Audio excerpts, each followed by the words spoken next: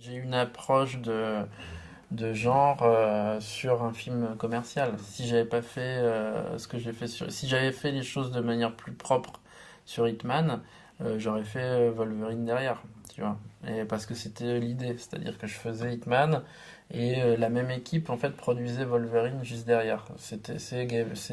Comment il s'appelle, Skip Wood qui a fait le script. C'est la même équipe de prod et ça aurait dû enchaîner comme ça. Et moi, je l'ai fait comme je faisais. Tu sais, je finissais Frontières.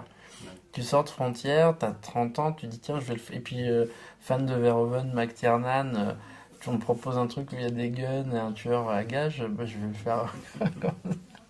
Et donc, c'est vrai que je voulais retrouver cette férocité qu'il y avait chez Verhoeven et McTiernan en le faisant.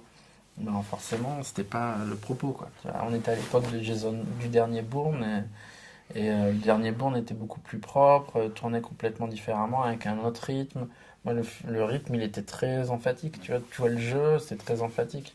Ça prend son temps, c'est de l'infiltration, donc forcément, j'étais pas sur la même longueur d'onde que le studio, mais après, j'étais un peu lâché dans la nature aussi. C'est-à-dire qu'on m'a donné le script, je suis parti en repérage, je l'ai appliqué, je l'ai tourné plus ou moins tel qu'il était, mais avec des envies de mise en scène différentes. C'est douloureux sur la fin en fait, c'est-à-dire le tournage, quand on est en repérage avec Laurent Barès, c'est mon premier assistant, on revient de Bulgarie et sur le chemin de l'aéroport, on se regarde, on fait putain, on va faire un stage AFDAS à 24 millions de dollars.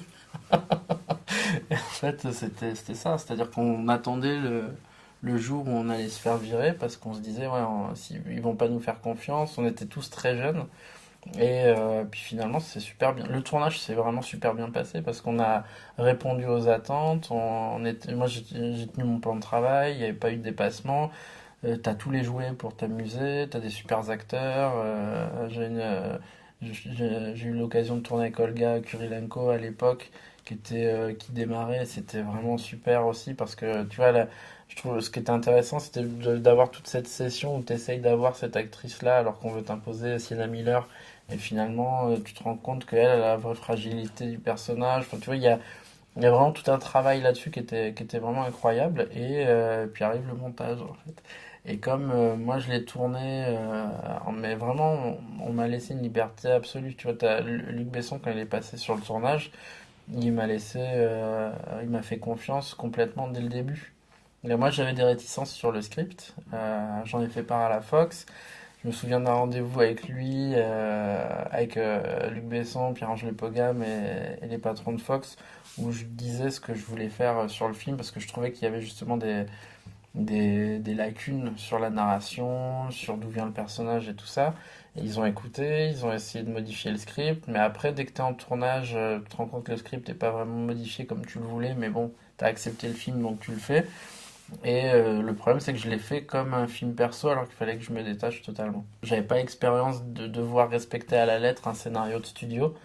Et quand les mecs du studio ont vu mon ours, parce que je leur ai donné juste un assemble à la fin, au bout de 4 semaines après le tournage, ils comprenaient pas. Parce que j'ai changé l'ordre des séquences. Le film était très violent parce que je l'ai tourné comme le jeu vidéo. Donc forcément, il y avait mais le montage qu'on leur a donné faisait 2h50.